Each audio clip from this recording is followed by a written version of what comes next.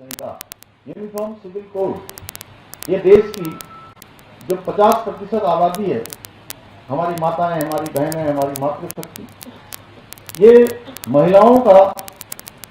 जो 50% की देश की जनसंख्या है, उनका 100% का कानून है, समान नागरिक संहिता। और महिला सशक्तिकरण को भी इससे बल मिला है। और आज के इस अवसर पर मैं यह भी स्पष्ट कहना चाहता हूं कि समान नागरिक संहिता किसी धर्म या पंथ के खिलाफ नहीं है, जिसको बार बार प्रचारित किया जाता है, बल्कि समाज की जो कुप्रथाएं हैं उनको मिटाकर सभी नागरिकों भी समानता से समरसता स्थापित करने का एक संवैधानिक उपाय है। परंतु देश का दुर्भाग्य रहा है कि स्वतंत्रता के पश्चात कई दशकों तक देश में एक ऐसी पार्टी का शासन रहा जिसने अपने वोट बैंक के चक्कर में देश के अंदर यूनिफॉर्म सिविल कोड, समान नागरिक संहिता को लागू नहीं होने दिया गया। जबकि विश्व के जो भी प्रमुख मुस्लिम देश सहित दुनिया के सभी सभ्य देशों में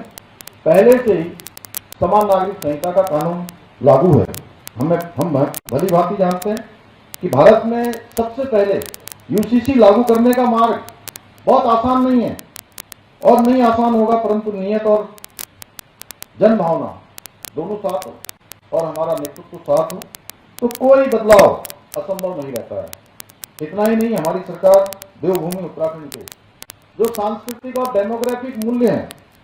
उनको सुरक्षित रखने के लिए भी पूरी तरह से संकल्पित होकर काम कर रही है। इसी संकल्प के साथ हमने जहां प्रदेश में एक सख्त धर्मांतरण रोधी कानून, दंगा विरोधी कानून, वहीं लैंड जिहाद, लव जिहाद और थूक जिहाद जैसी घृणित मानसिकताओं के खिलाफ कठोर कार्रवाई और कड़ी कार्रवाई भी हमने सुनिश्चित की है। हमने प्रदेश में लैंड जिहाद पर कड़ी कार्रवाई करते हुए करीब 9000 एकड़ से अधिक सरकारी भूमि को लैंड जिहादियों से मुक्त कराया है। इसके साथ ही हमने करीब 250 मदरसों को सील करने के साथ ही 500 से अधिक अवैध संरचनाओं को भी हटाया है। इतना ही नहीं, अभी हाल ही में हमारी सरकार ने नया कानून लागू कर मदरसा बोर्ड को समाप्त करने का भी निर्णय लिया है। इस कानून के लागू हो जाने के बाद 1 जुलाई 2026 के बाद उत्तराखंड में केवल वही मदरसे संचालित हो पाएंगे